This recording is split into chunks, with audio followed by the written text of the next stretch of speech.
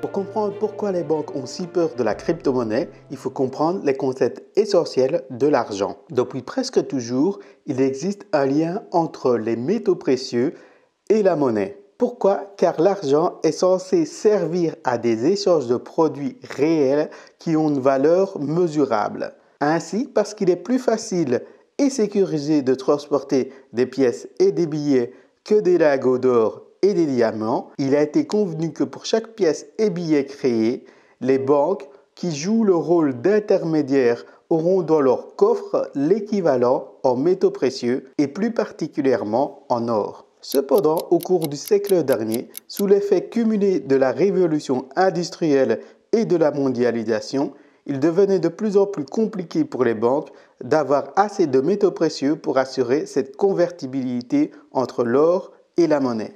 Ainsi, le 15 août 1971, en annonçant unilatéralement la fin de la convertibilité entre l'or et le dollar, le président américain Nixon mit fin au système étalon or et débuta le système de change flottant. L'argent est devenu ainsi fiat, confiance en latin, car il ne reposait sur plus rien de réel. En 2022, on estime que seulement 5 à 10% des transactions financières mondiales sont issues de l'économie réelle. Donc, ce qui veut dire de l'échange de biens et de services réels. Donc, ce qui veut aussi dire que 90% à 95% des transactions financières ne sont que des lignes de code sur des serveurs de banques financières qui sont vraiment opaques, donc qui sont facilement falsifiables. Comme faire l'affaire Clearstream, les Panama Papers, la crise des subprimes et le scandale du Libor.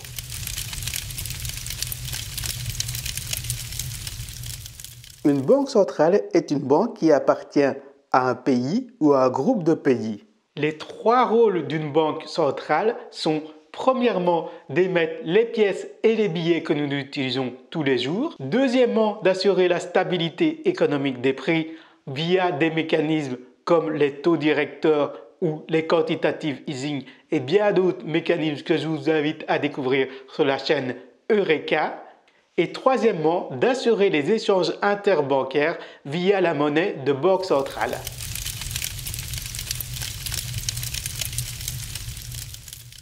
Une banque privée est une entreprise privée comme les autres, donc soumise au code de la faillite des entreprises. Une banque privée est chargée de gérer les crédits, les assurances et les investissements des ménages via un ensemble de règles dictées par une banque centrale, donc par extension par les États qui constituent cette banque centrale.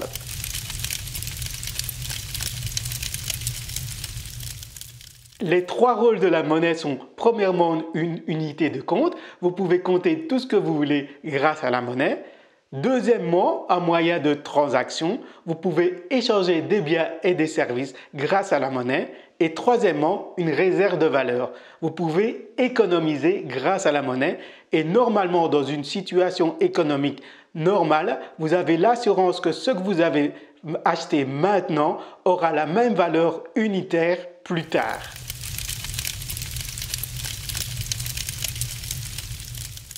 Une action est une partie d'entreprise qui vous donne droit à un vote dans cette entreprise et à des dividendes.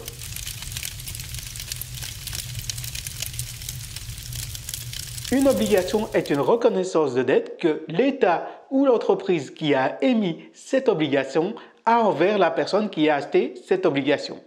Donc, une obligation donne droit à un taux d'intérêt. Donc, en réalité, l'entreprise ou l'État qui émet l'obligation contracte un crédit auprès de l'obligataire.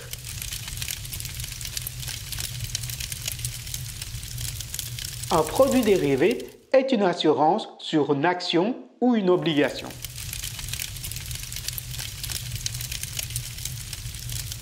Un token est une unité de compte. Cette unité de compte peut être financière, comme dans le cas des crypto-monnaies. Elle peut aussi représenter une voix, comme dans le cas des DAO, ou elle peut représenter une partie de quelque chose, comme dans le cas de la tokenisation immobilière. Elle peut aussi représenter l'ensemble de ces choses.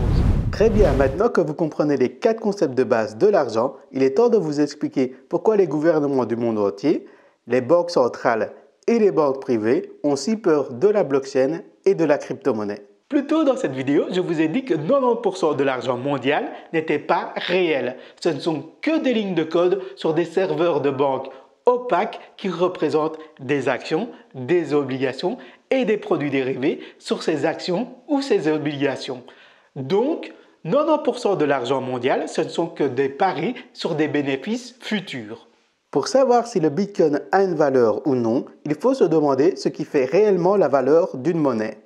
S'il paraît indéniable que l'euro, la livre, le dollar et les crypto-monnaies sont bien des unités de compte et des moyens de transaction, il nous reste à vérifier que ce sont bien des réserves de valeur. Mais des réserves de valeur qui comparent quoi par rapport à quoi?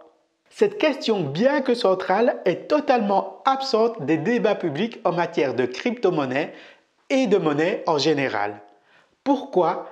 Car vous verrez que répondre à cette question, en fait, c'est mettre à mal le système économique capitaliste dominant et nos modes de consommation.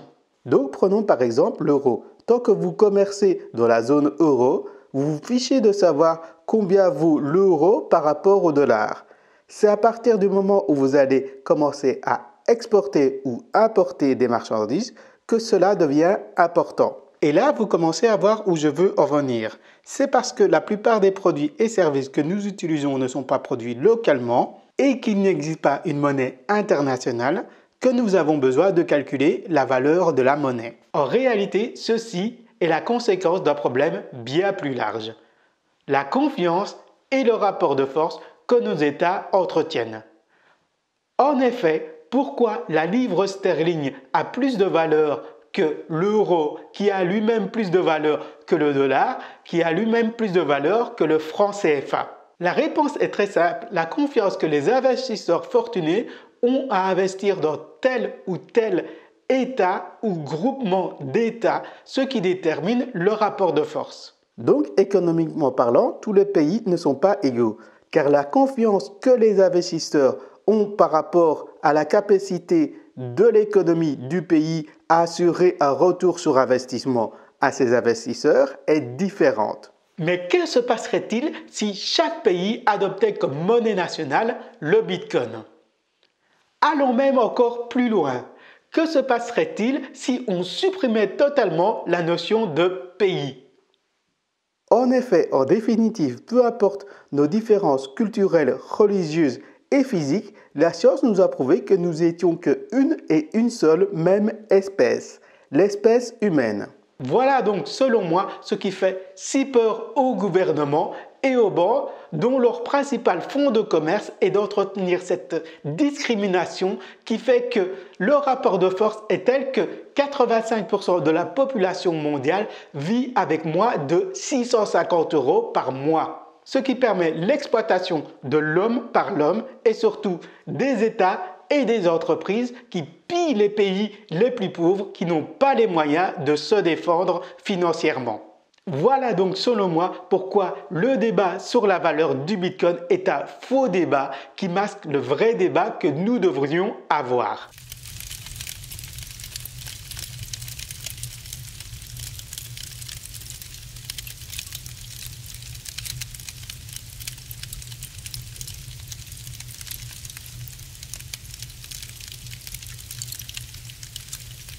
Si vous avez répondu à la première affirmation, alors oui, le Bitcoin et les crypto-monnaies ne valent rien, car elles donnent les mêmes chances à tout le monde d'accéder aux grands jeux de l'économie mondiale.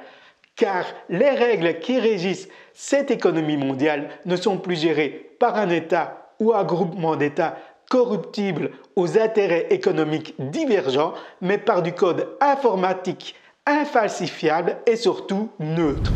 Si vous avez envie d'en savoir plus sur l'économie mondiale actuelle, sur les économies alternatives, je vous invite à vous abonner à la chaîne, à activer la cloche de notification pour ne manquer aucun épisode sur la chronique La fabuleuse histoire de l'argent.